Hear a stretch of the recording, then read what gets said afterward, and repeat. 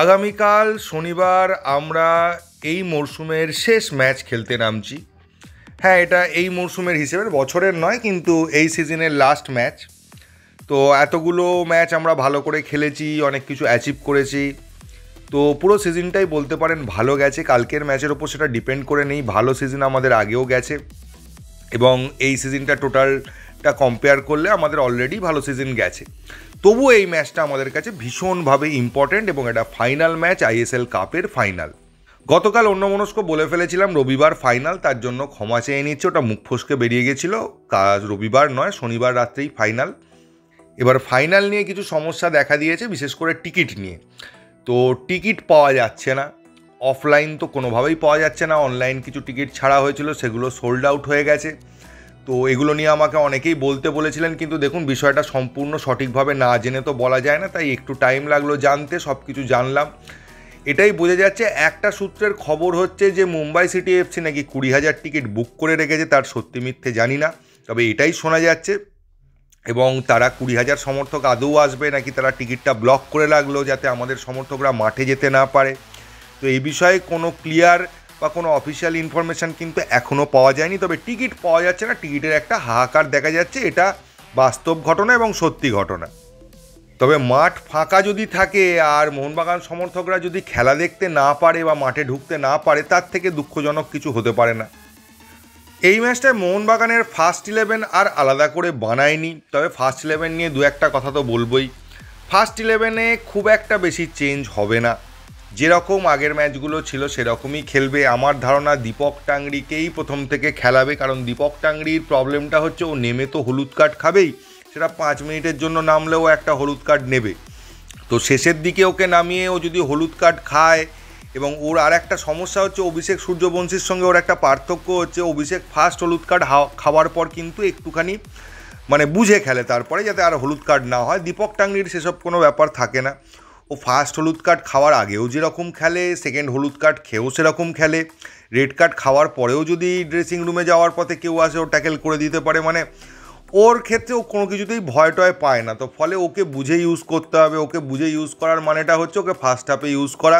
যদি yellow card খায় আগের ম্যাচের মতো, তাহলে ওকে তুলে নিয়ে অভিষেক সূর্যবংশীকে নামানো।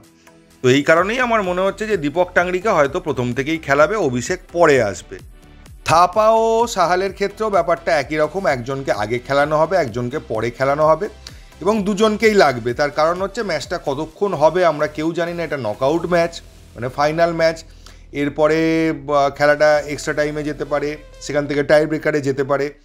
তো ন্যাচারালি আমাদের ধরে রাখতে হবে যে আমাদের 120 মিনিট খেলতে হতে পারে। তো সেই হিসেবে রিজার্ভ বেঞ্চটাকে কিন্তু রেডি রাখতে হবে, কারণ অনেক প্লেয়ারই যারা প্রথম থেকে বিশাল লোড নিয়ে খেলবে, তারা কিন্তু পুরো 120 মিনিট ধরে কন্টিনিউ করতে পারবে না। পরে আরও কিছু প্লেয়ার লাগবে যারা পরে এসে টিমেরকে সাহায্য করবে বা খেলা ঘোরানোর চেষ্টা করবে। এই ধরনের কিছু প্লেয়ারকে রিজার্ভে রাখতে হবে। তার মধ্যে কিয়ান নাসিরি রয়েছে, আমাদের সাহাল রয়েছে। এবার মনবীর আর আশিস রায়ের মধ্যেও দুজনকেই হয়তো ইউজ করা হবে। তবে একটা খবর পাওয়া যাচ্ছে মোহনবাগান প্র্যাকটিস থেকে, সেটা হচ্ছে মনবীর কিন্তু এখনও প্র্যাকটিস করেনি। সে হালকা হালকা মাঠে রয়েছে এবং হালকা প্র্যাকটিস করছে, ফিজিওর সাথে সময় কাটাচ্ছে, কিন্তু মেন প্র্যাকটিসে তাকে দেখা যায়নি। তার থেকে আন্দাজ করা হচ্ছে তার কোনো ছোটোখাটো চোট থাকতেও পারে। তবে সেটা ফাইনাল মনবীর কতটা খেলবে বা খেলবে কি খেলবে না, সেটা ফাইনালি ম্যাচের আগে ডিসাইড করা হবে। তবে আমার ধারণা মনবীর খেলবে। মনবীর শেষ চেষ্টা করবে এবং একটা মরিয়া চেষ্টা করবে মাঠে নামার। মনবীরের যা মানসিকতা তাই দেখে আমার তাই মনে হয়েছে। তো মনবীরের খেলার কিন্তু ভালো রকম চান্স রয়েছে। ম্যাচটা অনেকটাই ডিপেন্ড করে আছে আমাদের দুই উইঙ্গারের পারফরমেন্সের ওপর। আমাদের দুদিকের দুই উইঙ্গার যদি কন্টিনিউয়াস বল নিয়ে অ্যাটাক করতে পারে, তাহলে ন্যাচারালি অপোনেন্টেরও যে দুটো পাওয়ার দুটো উইঙ্গার, তারা কিন্তু কিছুটা অফ হয়ে যাবে। এবার আমরা ডিফেন্স করে ওদের দুটো উইঙ্গারকে আটকাতে পারি, কিন্তু আমাদেরও যদি কন্টিনিউয়াস অ্যাটাক হতে থাকে তাহলে ওরা অ্যাটাক করার সুযোগ পাবে না সেক্ষেত্রে, এবং সেক্ষেত্রে ওদের উইঙ্গাররা কিছুটা অফ হয়ে যাবে। আর যখন ওদের উইঙ্গাররা অ্যাটাক করবে, তখন আমাদেরই দুই উইঙ্গারকে দায়িত্ব নিতে হবে ওদেরকে চেজ করার।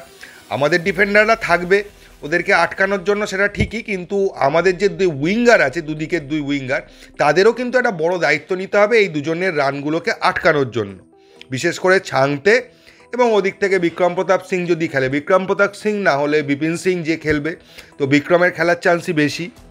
অন্যদিকে মুম্বাইয়ের ভ্যান নিফ নেই এবং ভ্যান নিফের জায়গায় রিপ্লেস করার মতো প্রপার প্লেয়ারও কিন্তু মুম্বাইয়ের কাছে এই মুহূর্তে নেই। যেই খেলবে তাকে মেকশিফট খেলতে হবে। কিছুটা আপুইয়া খেলতে পারে, আপুইয়া কিন্তু অনেক দিন খেলছে না ওই পজিশানটায়, তো আপুইয়া খেলতে পারে ওই পজিশানে খেলবে হয়তো। ডবল বিদেশি ডিফেন্সে যাওয়ার সম্ভাবনা বেশি মুম্বাইয়ের ক্ষেত্রে, ফলে ওদের ডিফেন্সটা কিছুটাই আঁটোসাঁটো থাকবে, এটা বলাই চলে। মাঝ মাঠে প্লেমেকার হিসেবে নাগুয়ারা খেলবে, এটাই ধারণা করা হচ্ছে। সামনে পেরিরা ডিয়াস থাকবে। তবুও বলছি আমি মুম্বাইয়ের কিন্তু মিডফিল্ড কিছুটা হলেও উইক হবে, সামান্য হলেও। তো সেই জায়গাটা যদি মোহনবাগান কাজে লাগাতে পারে তাহলে তো তার ফল পাওয়া যাবে। আমরা যদি মিডফিল্ডটা একটু জমজমাট করে রাখতে পারি বা মিডফিল্ডটাকে সলিড করতে পারি, সেটা আমাদের ক্ষেত্রে ভীষণ লাভজনক হতে পারে।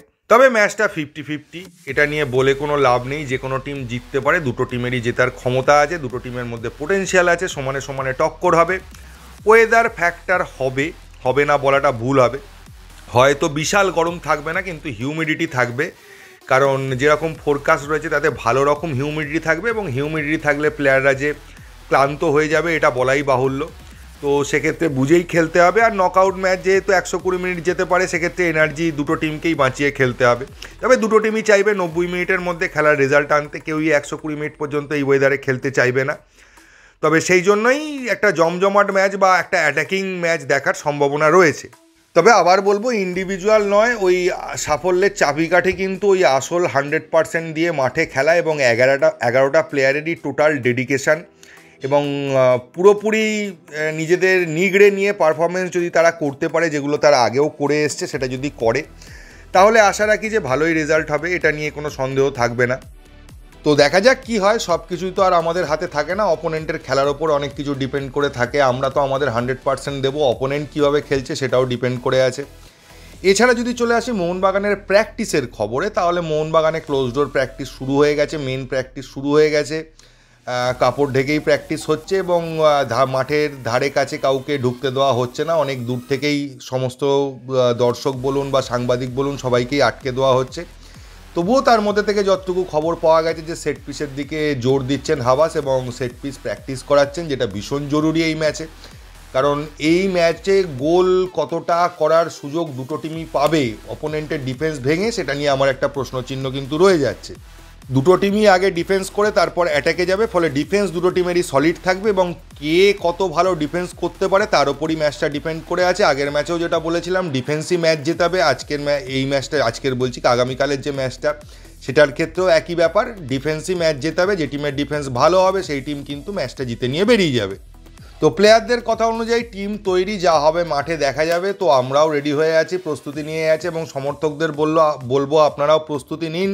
কালকে মাঠে গিয়ে আপনাদেরও তো খেলতে হবে, তো আপনারাও প্রস্তুতি নিন মাঠে যাওয়ার। জানি টিকিট নিয়ে সমস্যা হচ্ছে, তাও যতজন টিকিট পেয়েছেন বা যতটুকু জোগাড় করতে পেরেছেন অনলাইনে অফলাইন মিলিয়ে, অফলাইন তো পাওয়া যায়নি আর অফলাইন মিলিয়ে কি বলবো, তাও যা টিকিট পাওয়া গেছে, যতজন পেয়েছেন টিকিট তারা মাঠে যান এবং গিয়ে টিমকে সাপোর্ট করুন। হয়তো আগের বারের ম্যাচের মতো অত সমর্থক হবে না, কারণ টিকিট নিয়ে সমস্যা হচ্ছে বলে। তবুও যতজন যাবেন আপনারাই এনাফ, আপনারাই মাঠ কাঁপাতে পারবেন এই আশা রাখি।